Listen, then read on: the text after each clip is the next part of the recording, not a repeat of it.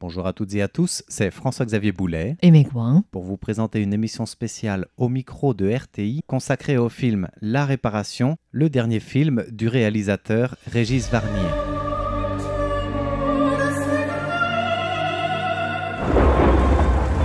Pascal Jankowski s'est volatilisé avec son second Antoine Desmartins. Tout ce qui est arrivé, c'est à cause de moi. C'est une telle souffrance. C'est mieux pour tout le monde si tu t'arrêtes. J'ai reçu une invitation pour la foire de la gastronomie, à Taipei. Et t'en déduis que ce message pourrait venir d'Antoine.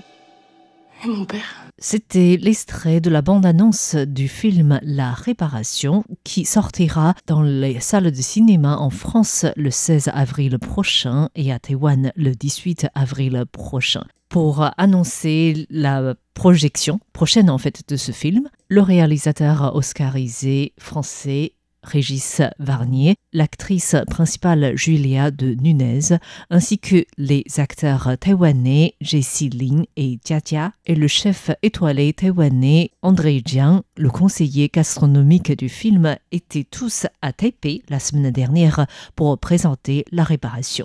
Voilà, ce film est coproduit entre la France et Taïwan, plus précisément entre l'Agence du contenu culturel créatif de Taïwan, la TAICA, et côté français, Ciné France Studio, dont le directeur était également présent pour justement l'avant-première à Taipei et la rencontre des médias et du public. L'occasion pour Radio Taïwan International d'avoir une interview exclusive du réalisateur et de l'actrice principale, et puis aussi de rencontrer les autres acteurs taïwanais de ce film. Régis Varnier, oscarisé pour son film Indochine, n'a plus réalisé de film depuis 11 ans. L'envie lui manquait selon ses propres termes jusqu'à ce que le thème la disparition ne frappe à la porte de son inspiration. On sait jamais vraiment comment et pourquoi on fait les films, pourquoi on choisit une idée, mais là précisément le point de départ du film c'est une disparition.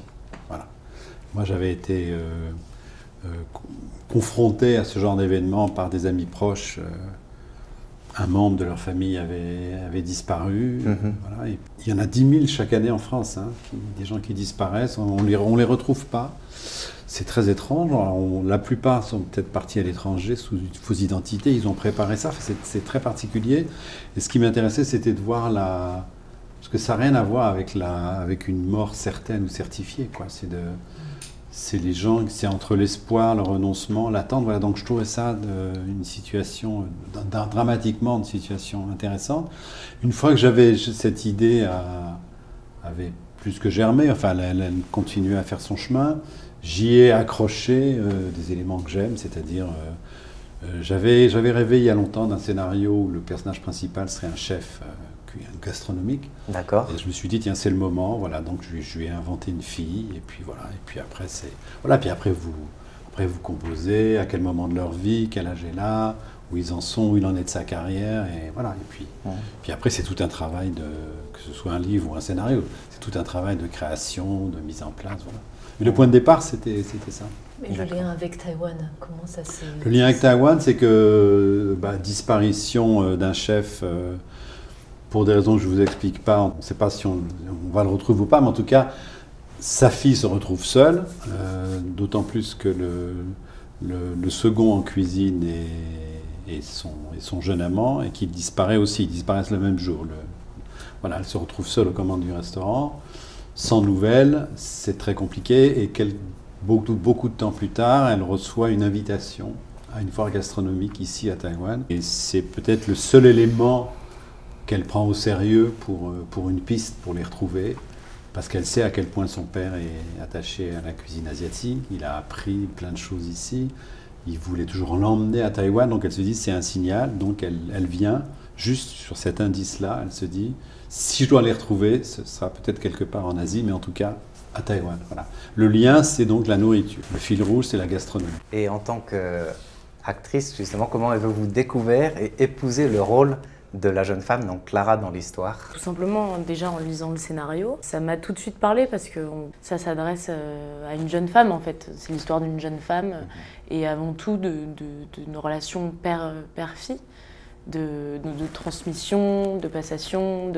Donc moi, même si évidemment dans le film il y a cet enjeu dramatique où il y a une disparition, au-delà de ça, j'avais pas besoin de le vivre pour déjà m'identifier à Clara.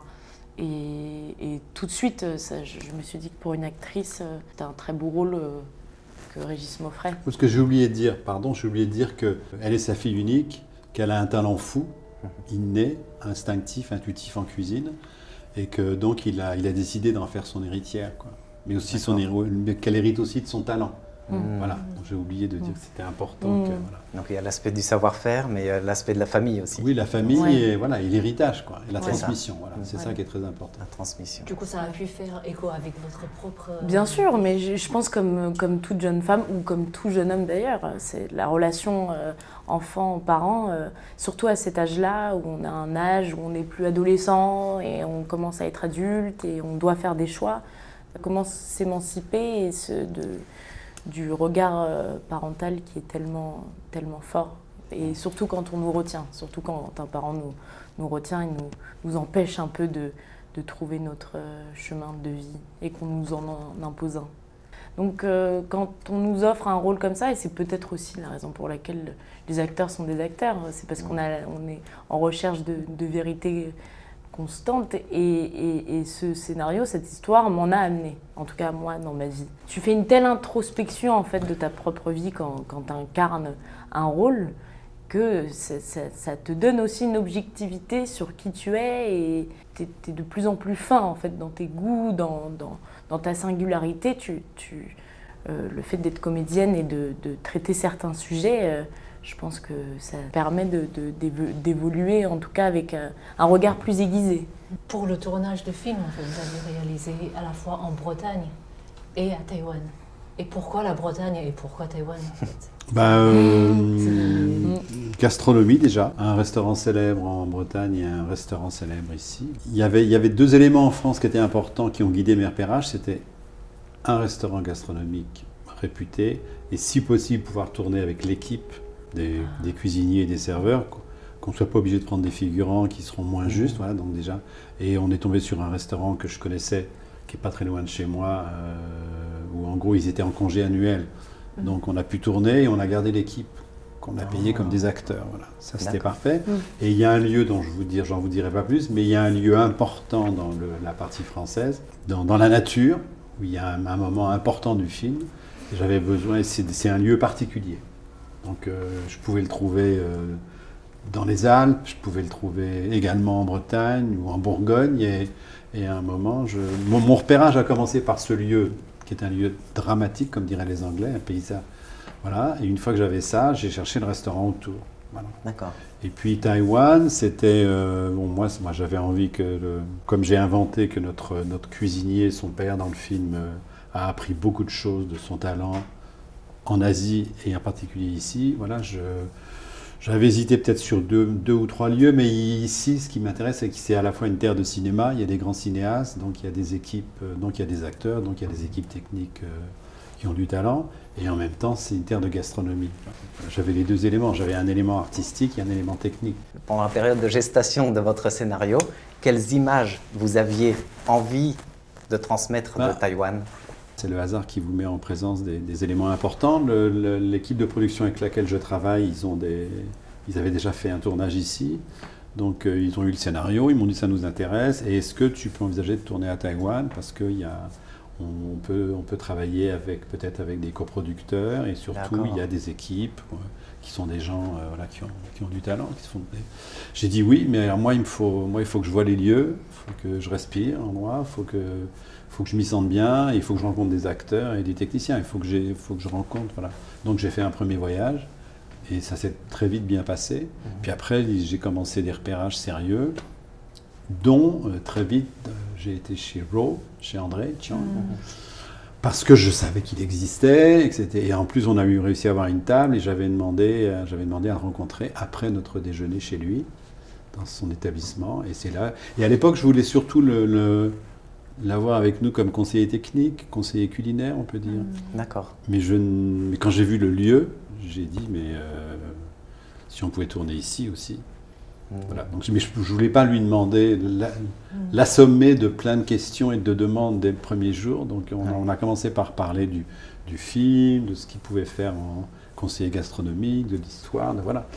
Et puis, voilà. Puis après, je lui ai parlé de tourner dans son établissement. Voilà, il a fini par accepter. André Jiang est le chef étoilé taïwanais qui a eu une bonne partie de sa formation en France. Row, dont Régis Varnier parlait, était son restaurant qui a été fermé l'année dernière. Et durant la conférence de presse, André Jiang a salué le travail de Régis Varnier et partagé cette expérience qui était toute nouvelle pour lui.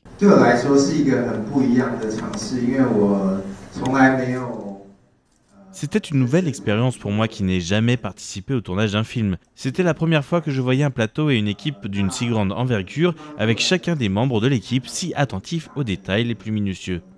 Le réalisateur respecte l'œil professionnel de chaque personne sur le plateau. Par exemple, pour les scènes de tournage en cuisine, avant qu'il n'approuve les prises de vue, il me consultait pour que je valide les plans et les scènes tournées, quitte à refaire une nouvelle prise si cela ne convenait pas à mes yeux. Je suis admiratif de cette approche respectueuse de Régis. Ensuite, pouvoir revoir mon restaurant Row sur le grand écran alors qu'il a fermé entre-temps, c'est un beau souvenir. Je remercie tous ceux qui ont contribué à conserver les images de Row quand il était encore ouvert. C'est pour moi source d'une grande émotion.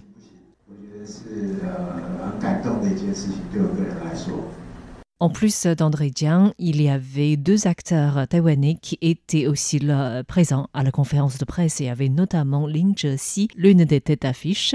Il y avait aussi Jia Jia, dont c'était la première expérience cinématographique. Pour le réalisateur français, il était important d'intégrer toute une équipe locale sur place et même presque en plus grand nombre, plutôt que d'imposer toute une équipe venue de France tournée à l'étranger, comme ça se fait parfois. Il met un point d'honneur à cette rencontre culturelle, malgré les difficultés ou obstacles liés justement aux barrières culturelles et linguistiques. Mais pour eux, il y a un challenge. Hein. Ils vont tourner dans une langue qui n'est pas la leur. Il y en a qui vont tourner en anglais. Il y a un travail d'autres qui tournent en français. Il y a un travail à faire. Ils ne nous connaissent pas. Le cinéma français a une certaine réputation, le cinéma taïwanais aussi. Donc, dans les deux sens, il y a une approche, quoi. Ouais. Et puis, je crois que c'est sur chaque film. Vous demandez à une actrice sur chaque film, quand elle va commencer un tournage avec un metteur en scène, même si elle a travaillé avec lui en préparation, il y a quand même les premiers jours. Comment on travaille ensemble. Une adaptation, en fait. Parce que tout d'un coup, c'est pas entre la préparation et tout d'un coup le tournage, les gens ne sont pas les mêmes. Hein. Ouais. Les enjeux ne sont pas les mêmes. Tout d'un coup, il y a l'horloge qui tourne. Il y a une journée à faire, il y a des choses à faire. Nous, on sait ce qu'on veut obtenir, ce qu'on veut trouver, ce qu'on veut avoir fait en fin de journée, et donc comment on va l'obtenir. Et eux, ils arrivent disponibles. Mais voilà. Et là, avec les Taïwanais, ça a été extrêmement simple. Pour moi, c'était très simple. Et l'approche de travail du cinéaste français a aussi marqué les acteurs taïwanais.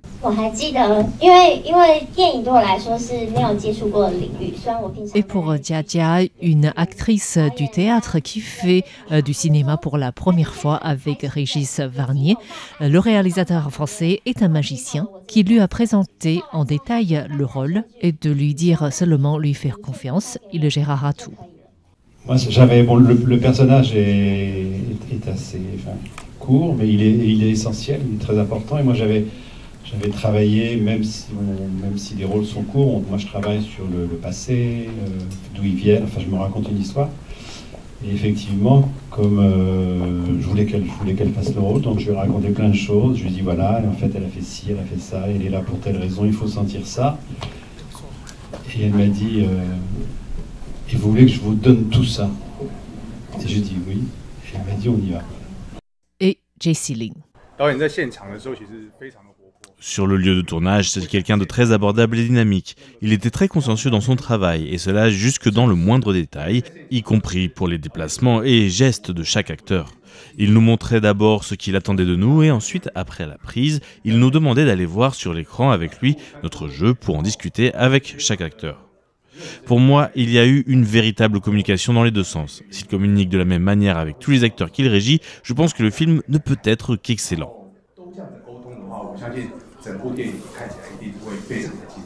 On est assez proches, nous, des équipes techniques. D'abord, on se considère, c'est de notre contrat. Moi, je suis metteur en scène, technicien, metteur en scène, c'est dans mon contrat. Donc je suis technicien comme eux. comme le chef-op, comme le costumier. Voilà. Et je pense que on a une proximité immédiate avec une équipe, avec en tout cas les créateurs de l'équipe, et les autres aussi, que peut-être les metteurs en scène taïwanais n'ont pas toujours. J'ai l'impression, en discutant avec les acteurs, que les metteurs en scène taïwanais sont souvent un peu à distance. Ils imposent beaucoup de respect, on leur donne beaucoup de respect différent, et les équipes ne vont pas souvent vers eux, c'est le metteur en scène qui vient vers eux, mais autrement, on ne va pas si facilement vers eux, on attend les indications. Moi, j'ai très vite, dès les repérages, j'ai pas imposé, j'ai mis en place une proximité avec les gens avec qui je travaillais, qui les a, je pense, assez étonnés. Je pense que ça leur a plu surtout. Ouais. Mais au départ, ça les a surpris. Que je ne me conduise pas comme un, guillemets, comme un maître, avec ma voiture à moi, etc. Et puis aussi qu'on leur demande leur avis. Ouais. Moi, du coup, je travaillais beaucoup avec le HMC, habillage, coiffure, maquillage. Et je leur posais la question, mais est-ce que vous trouvez que ça a du sens dans cette scène? Qu'est-ce qu'il faudrait qu'on fasse? Et moi, j'ai essayé d'instaurer un dialogue où c'est vrai que c'était pas forcément... Ils étaient au début demandeurs de mon avis.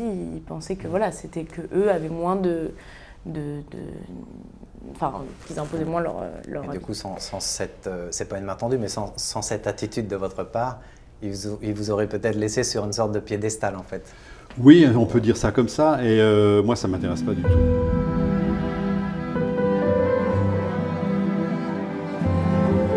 Qu'est-ce que vous pensez de la cuisine de Diane Lian? Vous pensez comme moi? C'est le premier véritable indice en 2 ans. T'épuises pas à courir après des fantômes. Tu mets 2 seuls mots me rendait invincible. C'est ma fille. Personne me la prendra, t'entends? Rien pouvait m'arriver.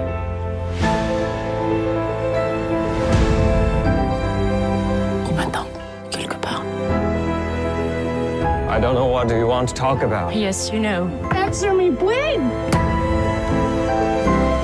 Je veux tout savoir. Dis-moi. Le silence.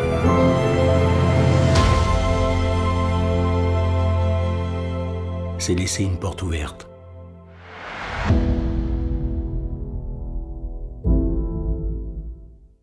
La réparation porte un autre titre en chinois, l'équivalent de banquet mystérieux, et la version en français, ce titre original, s'est imposé à Régis Varnier, tout comme le thème de départ de ce film autour de la disparition. Et en même temps, je trouve que la réparation, ce simple mot dit beaucoup de choses, que si on dit réparer, c'est qu'il y a eu des dégâts. Oui. Donc ça veut dire que qu'est-ce qu'on répare? Donc il y a eu un drame, il y a eu quelque chose. Voilà. Donc dans un seul mot, vous dites plus de choses finalement. Donc je me suis accroché à ce titre. C'était la première partie de notre émission spéciale dédiée au film La Réparation, le dernier film de Régis Varnier. La semaine prochaine, on revient sur ce film avec cette fois-ci les lieux de tournage choisis à Taïwan parce que le tournage a duré à peu près 1 mois sur l'île et aussi la suite des coopérations entre Ciné France Studio et Taika, l'agence de contenu culturel de Taïwan.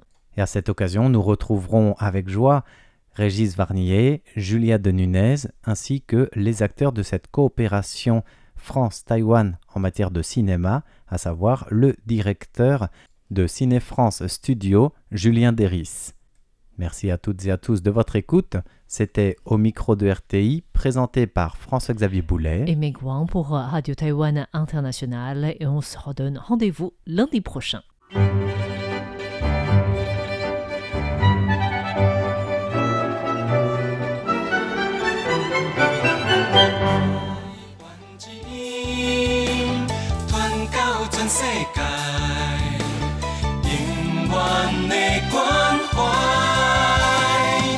相信爱的电台 RTI。